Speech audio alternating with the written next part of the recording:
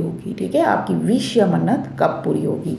तो पॉजिटिव रहा करें, वीडियो को लाइक कर दें ताकि मेरी एनर्जी से कनेक्ट कर पाएँ।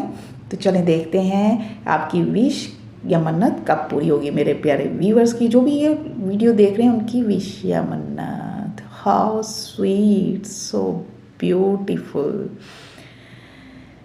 ये कार्ड एक नए आगाज़ की बात कर रहा है, एक नई सुबह, एक नई शुरुआत की। आपकी जो भी विश है, जो भी मन्नत है, वो ज़रूर पूरी होगी, लेकिन थोड़े सब्र के बाद। You will start all over again.